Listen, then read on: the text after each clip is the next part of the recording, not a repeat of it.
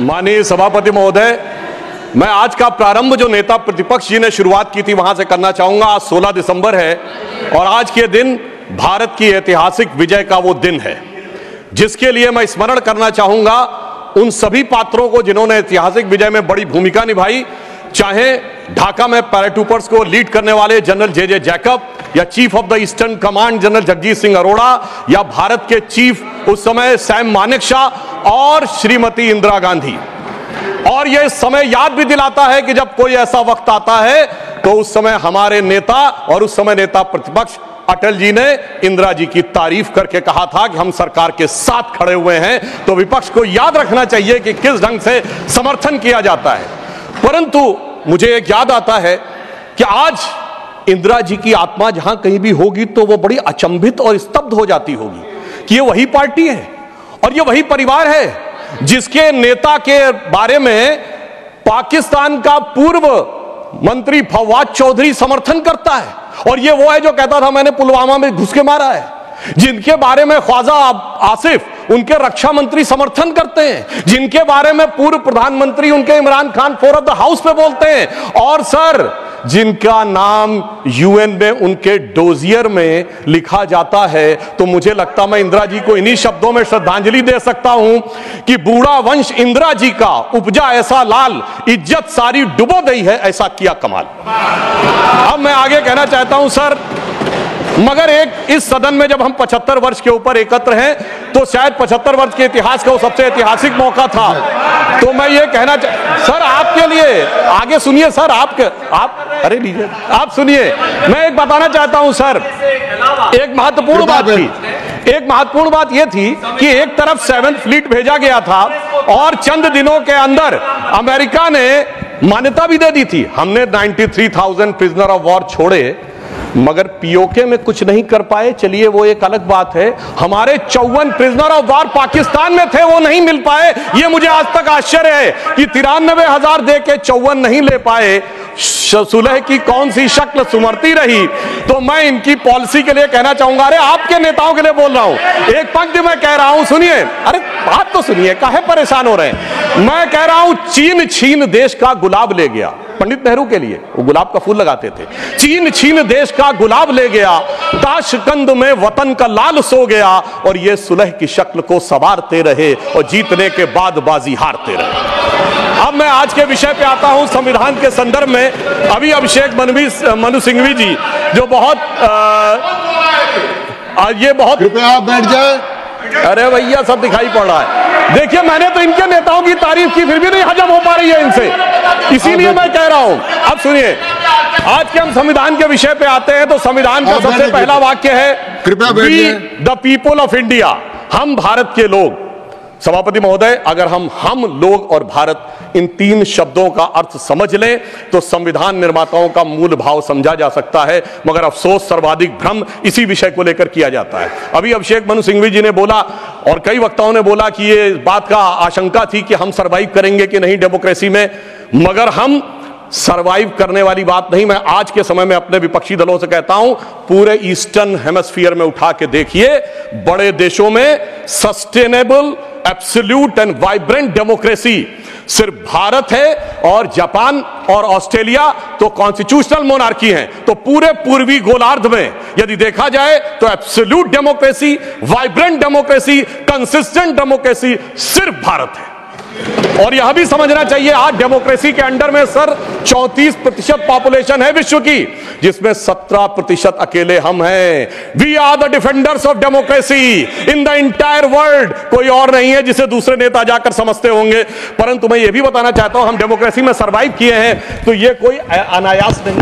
Constituent assembly की debate में doctor Radhakrishnan ने कहा था, मैं कोट करता हूं, कि गणतांत्रिक व्यवस्था इस देश के लिए कोई नया प्रयोग नहीं है, यह इतिहास के आरंभ काल से भारत की व्यवस्था में थी।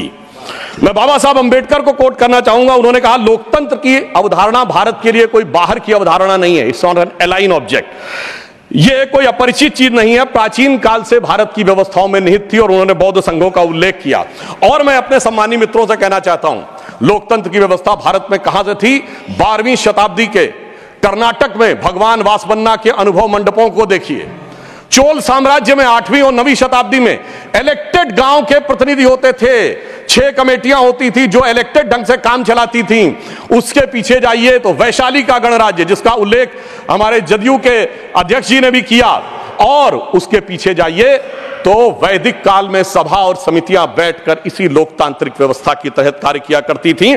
तो बाबा साहब अंबेडकर जो ड्राफ्टिंग कमेटी के चेयरमैन थे, अगर उन्होंने इन सारी परंपराओं के चित्र उसमें रखे हैं, इसका अर्थ हुआ कि भारत की डेमोक्रेसी मूल रूप में वहां से आती है। वैसे मैं एक और चीज कोट कर दूं, भारत रत्न पूर्व राष्ट्रपति डॉक्टर प्रणब मुखर्जी जी ने भी जून 2018 में आरएसएस हेडक्वार्टर पे अपने भाषण में कहा था कि भारत ही लोकतंत्र का मूल है और वैशाली का गणराज्य विश्व का पहला गणराज्य था। अब मैं बताना चाहता हूं कि हम भारत कैसा है, क्योंकि हमारे विरोधी लोगों को थोड़ा विदेश की बात ज्यादा समझ में आती है, तो देश क्या कहता है उससे ज्यादा समझिए विदेश क्या कहता है। और मैं सिर्फ 2 ही बड़े लोगों के नाम लूंगा। चाइना, मैं कहता हूं कोई भी जाके चेक करे, चाइना में एंशिएंट चाइनीज में भारत का नाम क्या है? TIANZHOU, TIANZHOU। जाऊ शब्द वहां पर केंद्र के लिए प्रयोग होता है, जैसे हमारी भारत में पुर, जयपुर, नागपुर, कानपुर वगैरह वगैरह। अब TIANZHOU अगर आप जाके आज सर्च करेंगे तो विकिपीडिया में कुछ उन्होंने घपला कर रखा है, सीधे सीधे लिख के नहीं आता, पर चाइनीज भाषा की डिक्शनरी में जाइए, TIAN का अर्थ है हेवन और जाऊ का अर्थ है केंद्र। तो चाइना के एंशिएंट में माना जाता था भारत क्या है? It is the centre of heaven. Ancient Japanese में भारत का नाम है Tenjiku, that is the centre of heaven. और ये कहते देश ही नहीं था, और चीन भी कह रहा है और जापान भी कह रहे हैं कि ये देश तो वो है जो स्वर्ग का केंद्र था। अब मैं बताना चाहता हूं, मिडिल ईस्ट में, अरब में 8वीं और 10वीं शताब्दी में जितने भी बड़े बड़े अरब के राइटर्स हुए हैं, चाहे इब्ने असीर हो, इब्ने कसीर हो, इब्ने तबरी हो, इब्ने खल्दून हो, उन्होंने क्या लिखा है? अजीदुल रिहल उल इलामीन बिल इलादुल हिंद, यानी when I look towards the India the cool breeze of knowledge comes to us. तो इधर का भी, पूरब का भी बता दिया, पश्चिम का भी बता दिया, मगर हम क्या करें? आर्थर शोपेनहावर ने लिखा इंडिया के लिए कि यहां पर product of highest human wisdom की उपनिषदिक फिलॉसफी आई है। ये हमारा देश था, मगर अफसोस आज भी लोग ये कहते हैं कि जब माननीय प्रधानमंत्री जी ये कहते हैं कि Bharat is the mother of democracy, तो ये संविधान की मूल भावना के अनुरूप कहते हैं, मगर अभी भी कहीं कहीं लोगों को डिफेंडर्स ऑफ डेमोक्रेसी कहीं और से नजर आते हैं। इसलिए हमारे इस देश के लिए सभापति महोदय क्या कहा जाता था? गायन्ति देवः किल गीत कानी धन्यास्तुते भारत भूमि भागा स्वर्गा पवर्गास्पद भाग हेतु भवंति भूयः पुरुषा स्वरत्वात्। अर्थात ये भारत भूमि धन्य है, देवता जिसकी स्तुति में गीत गाते हैं, क्योंकि स्वर्ग में रहने के बाद भी मनुष्य के रूप में जन्म लेने को यहां लालायित रहते हैं, क्योंकि हम मोक्ष भूमि है। और वैसे ऑन द लाइटर नोट मैं कहना चाहूंगा, जो लोग मानते नहीं है कि भारत डेमोक्रेसी कि वो कहते हैं इंग्लैंड के मैग्ना कार्टा 1215 से आया था, वो इंग्लैंड को मानते मदर ऑफ डेमोक्रेसी। तो सभापति महोदय मैं कहना चाहूंगा कि इंग्लैंड के पूर्व प्रधानमंत्री की मदर इन लॉ हमारी इसी सदन की सदस्य हैं, तो मदर ऑफ डेमोक्रेसी ना मानो तो mother in law of democracy ही मान लेना चाहिए। अब मैं ये कहना चाहता हूं महोदय, ये देश कैसे एक था जो वी द पीपुल कहा गया है। मैं बताना चाहता हूं कि जब माननीय प्रधानमंत्री जी ने श्री राम जन्मभूमि का उद्घाटन करना था, तो उससे पहले वो दक्षिण के जिन मंदिरों में गए थे उसमें से एक तमिलनाडु का श्रीरंगम मंदिर है। उस श्रीरंगम मंदिर का महत्व क्या है? यह माना जाता है कि अयोध्या के जो कुल देवता हैं भगवान विष्णु, वो श्रीरंगम के रूप में वहां विद्यमान हैं, क्योंकि जब उन्हें युद्ध करना था, विभीषण का राज्याभिषेक करना था, तो अपने कुल देवता को वहां स्थापित किया। समझिए, अयोध्या के वो नरेश हैं पर कुल देवता तमिलनाडु में है। देश इस प्रकार से जुड़ता है। भगवान कृष्ण ने अपना शरीर छोड़ा द्वारका में और हृदय उनका जगन्नाथपुरी में है। देश इस तरीके से जुड़ता है। इसके बावजूद लोगों को समझ में नहीं आता कि यह देश कभी जुड़ता था। तो मैं कहना चाहता हूं, आज भी कभी जब आप पूजा करते हैं तो हाथ में जब जल लेते हैं तो पंडित क्या बोलते हैं? गंगे च यमुने च गोदावरी सरस्वती नर्मदे सिंधु कावेरी जलेस्मिन् सन्निधिं कुरु। देश की सारी नदियों का स्मरण हो जाता है। इस प्रकार से देश एक संकल्प के थ्रू आकर एक प्रकार से जुड़ता है। और इसीलिए इसकी डेफिनेशन भी दी गई। अगर इंडिया दैट इज भारत कहा गया है हमारे कॉन्स्टिट्यूशन में, तो इंडिया एक ज्योग्राफिकल कोनोटेशन है जो इंडस रिवर के इस तरफ है, तो फिर देश कैसे नहीं था? और भारत के बारे में कहा गया है उत्तरम यद समुद्रस्य दक्षिणम च हिमाद्रिभि वर्षम यद भारत नाम भारतीयस्य संतति। पूरे भारत की डेफिनेशन दी गई है जो समुद्र के उत्तर में और हिमालय के दक्षिण में है। मगर हम क्या बताएं कि अभी भी लोगों के दिमाग में वो विचार है। अब मैं अगले विषय के ऊपर आता हूं। स्वतंत्रता आंदोलन, कांग्रेस बहुत दावा करती है कि उसने स्वतंत्रता आंदोलन में बड़ा काम किया। निश्चित रूप से योगदान था कांग्रेस के बड़े नेताओं का, हम इसको नकारते नहीं हैं, परंतु उस योगदान के बाद उस योगदान में कितना मिष्ठान लेने का प्रयास हुआ, यह मैं कांग्रेस के एक नेता कोट करना चाहता हूं। आप सबने बड़ा प्रसिद्ध गीत सुना होगा, कदम कदम बढ़ाए जा खुशी के गीत गाए जा, जो आजाद हिंद फौज का गीत था। इसको लिखने वाले थे बंशीधर शुक्ल, वो कांग्रेस के नेता थे। 42 में भारत छोड़ो आंदोलन के वजह से उनको निकाल दिया गया नौकरी से। वो लखनऊ में आकाशवाणी में कार्य करते थे, मगर जब आजादी के बाद उन्होंने जो भ्रष्टाचार देखा तो उन्हीं की पंक्ति में कोट करता हूं। क्यों, पहले कांग्रेस का एक चवन्नी हुआ करता था सदस्यता शुल्क, नारा होता था एक चवन्नी चांदी की जय बोलो महात्मा गांधी की। अब बंशीधर शुक्ल जी ने लिखा कि अब क्या होने लगा। उन्होंने कहा, कहां हूं बेड़िन की झनकार, कहां एक कुर्सी गद्देदार, कहां चवन्नी मांगे गुजर, कहां अब रिश्वत बेसुमार, हुईगा स्वतंत्र भारत हमार। और आगे उन्होंने लिखा कि कॉलेज की सब खिड़की स्वतंत्र, टीचर लड़का लड़की स्वतंत्र, हाकिम स्वतंत्र हरहा स्वतंत्र, गलियार घूर चरहा स्वतंत्र, परतंत्र हुए ईमानदार, हुईगा स्वतंत्र भारत हमार। ये तो मैं 1950 के आसपास की बात बता रहा हूं, जिस जमाने के विषय में आप ये कहते हैं। मगर अब मैं आता हूं संविधान में, जो पहला संविधान संशोधन किया गया, जिसके बारे में हमारे बहुत से लोग बोल चुके हैं, मैं डिटेल में नहीं जाना चाहता। मैं सिर्फ ये बताना चाहता हूं, अभिव्यक्ति की स्वतंत्रता या फ्रीडम ऑफ स्पीच हमारी परंपरा में है, और परंपरा जिस सीमा से है, मैं चुनौती से कहता हूं, दुनिया में कोई कंट्री, कोई सिविलाइजेशन नहीं हो सकता। हमारे यदि एक तरफ यह माना गया है कि वेद ब्रह्म वाक्य है, वेद वाक्यम जनार्दनम, तो यहीं पर एक ऐसा भी संप्रदाय हुआ जिसने कहा त्रया वेदस्य कर्तारा धूर्तो भांड निशाचरा, वेद के पढ़ने वाले तीन, धूर्त भांड और निशाचर, उस चरवाक को भी स्थान दिया गया। इससे ज्यादा उदार फ्रीडम ऑफ स्पीच किसी को चाहिए? जो कहते फ्रीडम ऑफ स्पीच से पंडित जवाहरलाल नेहरू के माध्यम से आई थी। अब मैं बताना चाहता हूं, जो फर्स्ट अमेंडमेंट हुआ, अगर उस समय दो घटनाएं नहीं होती, सरदार पटेल जी की मृत्यु हो गई थी 15 दिसंबर 1950, और श्यामा प्रसाद मुखर्जी जी ने कैबिनेट छोड़ दिया था 6 अप्रैल 1950। अगर इन दोनों में से कोई होता सरकार में, तो मुझे पूरा विश्वास है कि यह नहीं हो पाया होता। परंतु उस फ्रीडम ऑफ स्पीच की कैजुअलिटी क्या हुई, मैं एक बताना चाहता हूं। बाबा साहब अंबेडकर ने जब 6 अक्टूबर 1951 को अपना इस्तीफा दिया है, जयराम रमेश जी ने वो बात ठीक कही थी कि उसका उपलब्ध है सरकार के आंकड़े में भी, मगर मैं कोट, हाँ वो जी बिल्कुल है, ये है सर, ये है। मगर अब मैं कोट करना चाहता हूं कि बाबा साहब अंबेडकर ने के बारे में पद्म भूषण धनंजय कीर ने, जो कि इंदिरा जी की सरकार के द्वारा पद्म भूषण प्राप्त है, सबसे ऑथेंटिक बाबा साहब की जिन्होंने ऑटोबायोग्राफी लिखी, उन्होंने लिखा 10 अक्टूबर 1951 को लोकसभा में बोलने के लिए खड़े हुए। उनसे कहा गया मुझे अपना बयान प्रस्तुत करने की अनुमति दी जाए, तो उपसभापति ने कहा कि श्रीमान अंबेडकर, अगर आप अपने भाषण की कॉपी हमें पहले दे दी होती तो हम अनुमति दे सकते थे, आप चाहें तो 6 बजे के बयान अपना बयान दे सकते हैं। सभापति की बात सुनकर अंबेडकर जी को अचरज हुआ और धक्का लगा। उन्होंने कहा, क्या अंबेडकर, तो एक संसद सदस्य श्री कुंजरू और श्री कामत ने उपसभापति से पूछा, क्या अंबेडकर के भाषण की जांच की जाएगी? इस पर उपसभापति ने कहा, मुझे देखना जरूरी है, इस पर ध्यान देने की जरूरत है। डॉक्टर अंबेडकर के बयान में कुछ अप्रासंगिक या बदनामी करने वाली बात तो नहीं है। तब डॉक्टर अंबेडकर ने गरज कर कहा कि मैं इस तरह की तानाशाही के आगे नहीं झुकूंगा, और यह कहकर वो सदन के बाहर चले गए और प्रेस में उन्होंने अपना वक्तव्य जारी किया। अब मैं दूसरा एक उदाहरण देना चाहता हूं, जो ये लोग बहुत बात करते हैं कि डॉक्टर अंबेडकर के विषय में इनके क्या विचार थे। मैंने अंबेडकर जी का विचार कोट किया, अब मैं कोट कर रहा हूं जवाहरलाल नेहरू जी का विचार, किसी अन्य का नहीं। जवाहरलाल नेहरू जी ने 16 जनवरी 1952 को चुनावों के उपरांत एडविना माउंटबेटन को पत्र लिखा। उसमें एक लाइन है, मैं कोट कर रहा हूं और सोर्स भी कोट करूंगा।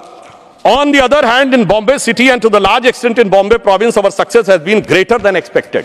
यानी वो चुनाव में विजय पर खुशी जाहिर कर रहे हैं, और आगे क्या कह रहे हैं, Ambedkar has been dropped out, यानी प्रसन्नता है कि अंबेडकर जी चुनाव हार गए।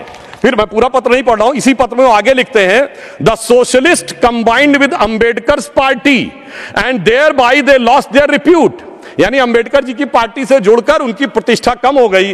और महत्वपूर्ण बात मैं ध्यान देना चाहूंगा सदन का, आगे वो कहते हैं, but Ambedkar has combined with Hindu communalist, यानी वो कह रहे हैं अंबेडकर जी हिंदूवादियों के साथ आ गए थे। सर सोर्स है selected works of Jawaharlal Nehru series 2 volume 17 page number 35 to 37।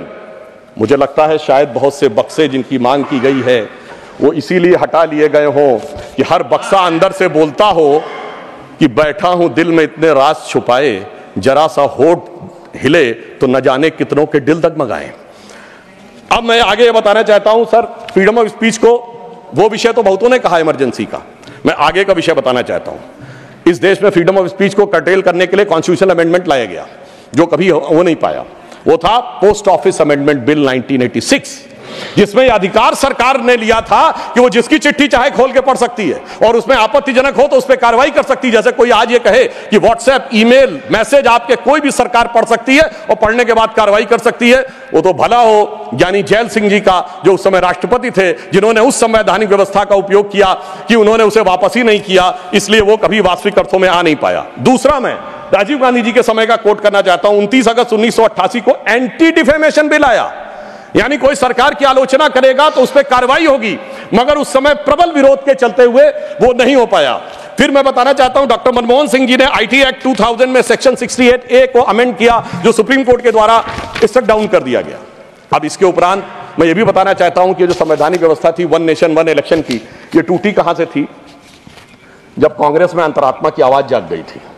67 तक सारे इलेक्शन एक साथ होते थे, फिर एक ऐसा विचित्र हुआ कि अंतरात्मा की आवाज जागी और उस पार्टी की प्रधानमंत्री इंदिरा जी ने अपने ही पार्टी कैंडिडेट नीलम संजीव रेड्डी जी को चुनाव हरवा दिया। मुझे लगता है ऐसा विचित्र संवैधानिक उदाहरण भारत के इतिहास में देखने को नहीं मिलेगा। और मैं कहना चाहता हूं सभापति महोदय, उसके बाद इतनी अंतरात्मा की आवाज जागी कि निजलिंगप्पा, कामराज चौधरी, चरण सिंह चंद्रशेखर, मोरारजी देसाई पार्टी छोड़ दिए, 77 में देवराज अरस और बाबू जगजीवन राम पार्टी छोड़ दिए, तो फिर 90 में अर्जुन सिंह और एनडी तिवारी जी छोड़ दिए, शरद पवार छोड़ दिए, और कांग्रेस इतनी हो गई कि मुझे बचपन में याद है, मैं अटल जी की एक स्पीच सुनने गया था, उन्होंने कहा था कांग्रेस की तो आज स्थिति यह है, इतनी कांग्रेस है कि Congress R, Congress S, Congress O, Congress U, Congress मैं, कांग्रेस तू, कांग्रेस आई, कांग्रेस गई।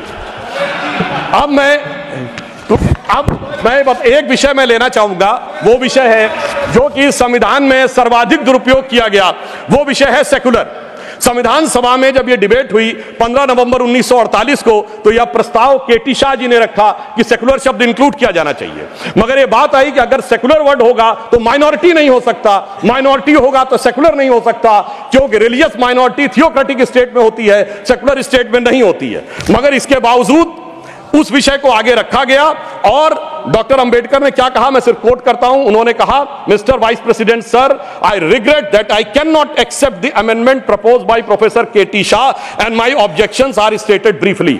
और वो उन्होंने आगे जाकर इस प्रकार से रिकमेंडेशन किया, यानी बहुत साफ बात थी कि उन्होंने इस शब्द को रिजेक्ट किया। मगर डेमोक्रेसी के सबसे काले दौर में, जब सारा विपक्ष जेल में था, मानवाधिकार समाप्त हो चुके थे, तब संविधान की उद्देशिका, जिसे डॉक्टर साहब अंबेडकर ने कहा था संविधान की आत्मा, उसमें चेंज किया गया। और फिर महोदय सिर्फ इतना ही नहीं रहा, जब से वो वर्ड आया उसके बाद क्या हुआ? उसके बाद तो इस देश में क्या हुआ कि पर्सनल लॉ बोर्ड आ गया। उसके बाद क्या हुआ कि एक ऐसा समय आया कि जब सुप्रीम कोर्ट और शरिया में यह लगा कि मतभेद है, तो इस देश की संसद ने सर्वोच्च न्यायालय के निर्णय को रौंद कर शाहबानो केस में शरिया को सुप्रीम कोर्ट से ऊपर कर दिया। मैं विनम्रता से कहना चाहता हूं, दुनिया के किसी सेकुलर देश में ऐसा कोई एक उदाहरण बता दे तो मैं अपना बयान वापस लेने को तैयार हूं। फिर उसके बाद उपरांत महोदय इतना ही नहीं हुआ, फिर प्लेसेस ऑफ वर्शिप एक्ट आया। वो कहता है कि 15 अगस्त 1947 के बाद कोई चेंज नहीं होगा, ठीक है, मगर महोदय फिर वक्फ बोर्ड एक्ट आया, जो यह कहता है कि कोई समय सीमा नहीं रहेगी।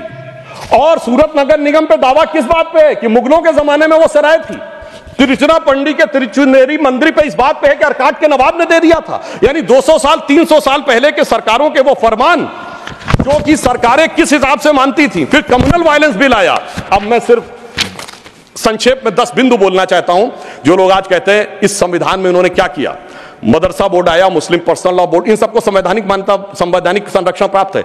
4 पत्नी रखना, ट्रिपल तलाक, हलाला, मेहरम बालिका से विवाह करना, तलाकशुदा महिला को कोई मुआवजा न देना, हज सब्सिडी, वक्फ बोर्ड। अब मैं कहना चाहता हूं, मैं विनम्रता से कहना चाहता हूं कि इन लोगों ने इस कॉन्स्टिट्यूशन को सेकुलरिज्म का शिकार करते हुए इसको पार्शियली शरिया कॉन्स्टिट्यूशन बनाने का प्रयास किया। अन्यथा कोई गैर मुस्लिम देश दिखा दे कि जिसमें कि इस प्रकार की बात हुई हो, कोई सेकुलर देश, 200 देश हैं, बड़े विद्वान लोग बैठे हुए हैं वहां पर, मैं बताना चाहता हूं, कोई उदाहरण बताइएगा जिस स्टेट में सुप्रीम कोर्ट से ऊपर शरिया हो। अब मैं बताना चाहता हूं, बड़े विद्वान लोग उधर बैठे हुए हैं, मुझे कोई जरूरत नहीं है 200 में सिर्फ 4 सेकुलर देश बताइएगा, मैं अपना बयान वापस ले लूंगा जहां शरिया सर्वोच्च न्यायालय से ऊपर हो। और मैं ये भी बताना चाहता हूं, इतना ही नहीं था सर, संविधान का अपमान आप लोगों ने किया।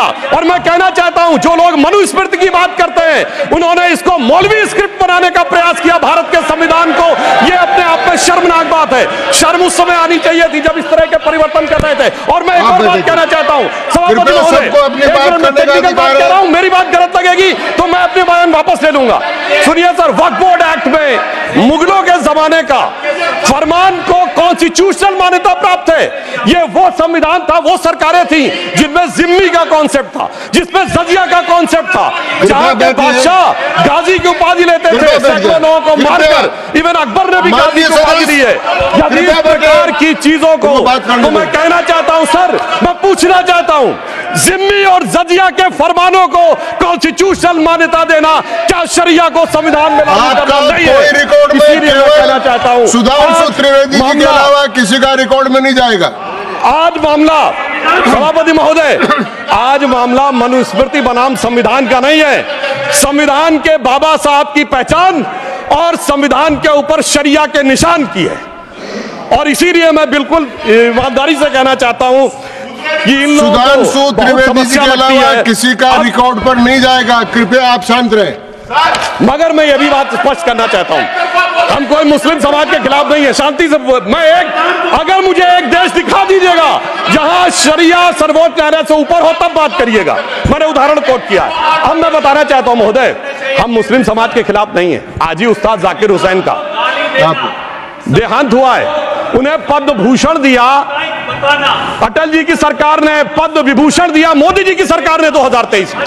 मैं पूछना चाहता हूं, ये बताइए, आपको अब्दुल रहीम खान खाना, रस खान, मलिक मोहम्मद जायसी, अशफाक उल्लाह खां, वीर अब्दुल हमीद, डॉक्टर एपीजे अब्दुल कलाम क्यों नजर नहीं आते?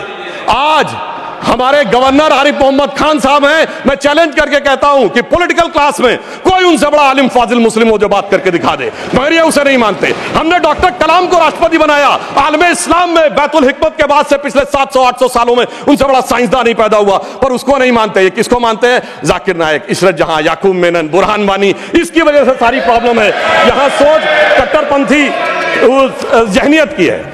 और मैं सभापति महोदय एक और फैक्ट कोट करना चाहता हूं, इन लोगों को बहुत वो लगता है, तो मैं फ्रीडम हाउस रिपोर्ट, वैसे फ्रीडम हाउस में बहुत से लोग, इनके मित्र लोग भी हैं, उसका annual survey of political rights and civil liberties 1999-2000 वो कहता है कि दुनिया में धार्मिक मान्यता का लोकतंत्र से क्या रिश्ता है।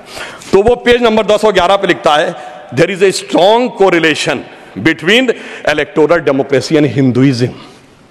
वो कहता है कि जहां हिंदू धर्म है वहां पर ज्यादा डेमोक्रेसी, और उसमें Fiji, Guyana, Mauritius, Bharat, Nepal बहुतों को कोट किया है। और फिर उसने जो आगे कहा है वो इनको लगेगा, फिर उसने बुद्धिस्ट, व्हाट्सएप नहीं, मैंने कोट किया है रिपोर्ट के साथ, हवा में बात मत करिए। अब मैं आपको बताना चाहता हूं, और उन्होंने आगे एक और बात कही है। ब्रुकिंग्स ने अपनी रिपोर्ट में 2019 में मोदी जी के समय क्या लिखा है?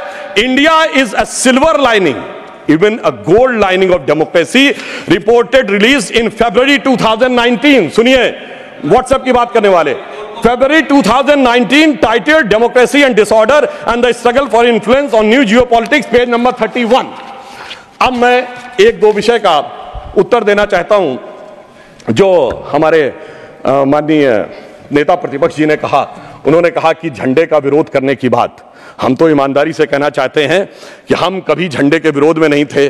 झंडे में, अब सर पूरी बात सुनिए सर, मैं कोट कर रहा हूं, अब सर मैं कोट कर रहा हूं, अब सुनिए सर, मैं महात्मा गांधी को कोट कर रहा हूं। सुनिए सर, महात्मा गांधी कोट कर रहा हूं। महात्मा गांधी ने 6 अगस्त 1947 को कहा, अगर भारत के झंडे पर चरखा अंकित नहीं होगा तो इस झंडे का अभिवादन करने से मैं इनकार कर दूंगा। आप तो जानते ही हैं, भारत के राष्ट्रीय झंडे पर सबसे पहली परिकल्पना मैंने की थी। बिना चरखे के निशान के भारतीय झंडे की कल्पना नहीं है। वैसे पंडित नेहरू और अन्य लोगों ने मुझे बताया है कि नए ध्वज में बना चक्र चिन्ह चरखे का प्रतीक है। कुछ लोग इसे सुदर्शन चक्र बताते हैं, मगर मैं समझता हूं क्या है सर, स्रोत है संपूर्ण गांधी वाङ्मय, खंड 89, पृष्ठ 11। अब आप बताइए, आप कहेंगे कि महात्मा गांधी उनका विरोध कर रहे थे, इसलिए मैं कहना चाहता हूं महोदय, 2-3 मिनट में समाप्त कर दें। जी मैं समाप्त कर रहा हूं। सर एक बात और कहना चाहता हूं, अंगूठा कटवाने की बहुत बात कही गई। वैसे इतने अंगूठे कटे हैं पिछले 60-70 सालों में कि उन्हें एकलव्यों से पूछ लिया जाए तो समझ में आ जाएगा। मगर जो लोग बहुत ज्ञान बघाड़ते हैं मैं उनसे पूछना चाहता हूं, किसी ने महाभारत में पढ़ा है क्या?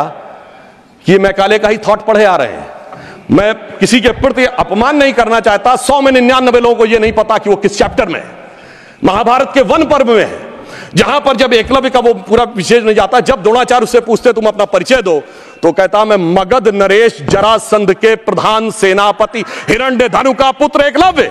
He was the chief of the arm forces. माननीय सदस्यगण, आप ऐसे कहते हैं जैसे माननीय सदस्यगण, जो बचे हुए माननीय सदस्य बोलने वाले हैं उनको कल अवसर मिल सकेगा।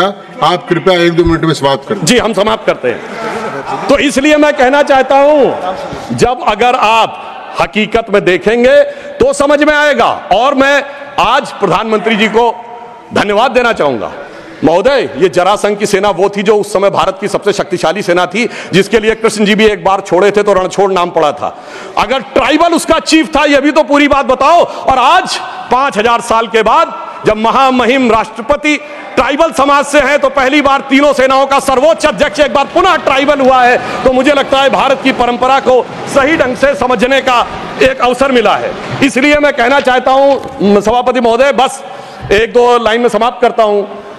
अगर महाभारत ही पढ़ना है तो महर्षि वेदव्यास की दृष्टि से पढ़ो, विदुर की दृष्टि से पढ़ो, शकुनी की दृष्टि से पढ़ोगे, भाइयों को लड़ाने वाले शकुनी की दृष्टि से तो यही नजर आएगा।